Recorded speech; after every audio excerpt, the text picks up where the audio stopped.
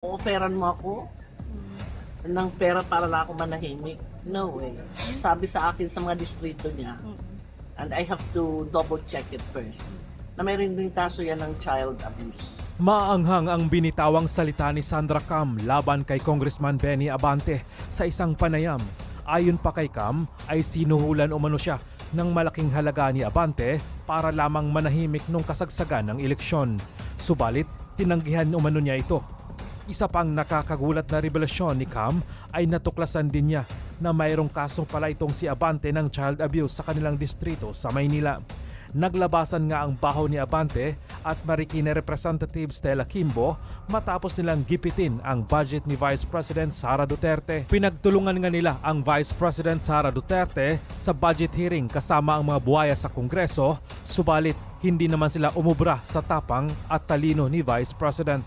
Sa galit ng mga netizens kay Abante at Kimbo ay inungkat nga nila ang kanilang baho at dito tumambad sa publiko ang marangyang pamumuhay ng dalawa na kayang-kaya nilang bumili ng milyon-milyong halaga ng mga sasakyan, mga alahas at mga designer bags. Ayon pa nga sa mga dismayadong netizens, Abante, pati ba naman sumasamba sa mga pangaral mo, kinukutungan mo kasi sa mga relo mo lang, milyon-milyon ang halaga, mga sasakyan mo pa, milyon-milyon din.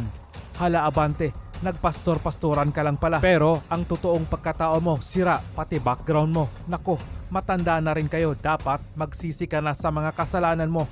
Huwag mong gamitin ang pagpastor mo. Pastor ba talaga yung matandang yan? Kahiya-hiya ang pag-uugali niya na dapat siya ang marunong rumispeto. Siya pa itong pasimuno. Ito naman si Abante, pastor yan. I remember, nung panahon na kalaban ako ni GMA, ginamit niya ng auntie ko, may she rest in peace, para ako patahimikin. Sinagot-sagot ko yan. Pastor ka, o-offeran mo ako ng pera para lang ako manahimik. Na nangyayari ngayon sa Senado at sa Kongreso. Kongreso? Well, I'm calling it as a house of contempt. Not anymore a house of Congress. Sobra na. Gusto nila yung kung anong gusto nilang sabihin o marinig, yun ang dapat ilabas. More than an investigator na sila. Hindi naman sila mga korte. Tama. So itong quad committee na to, mga they feel like they are above the law. Na kung sinang gusto nilang ano, at saka kagaya nung KG Amgarma, below the belt. Tama.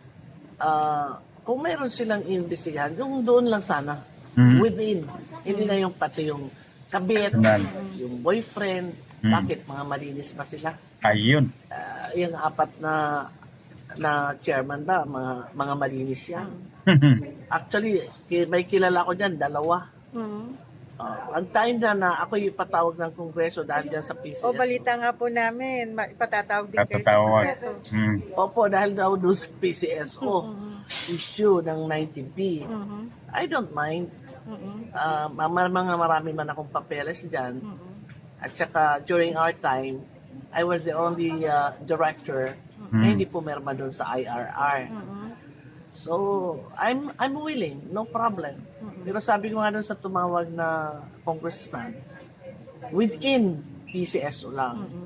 Kasi pag lumampas sila dyan, abay, ibang usapan na yan. Hindi ako papaano sa kanila. Kung i-contempt nila, i-contempt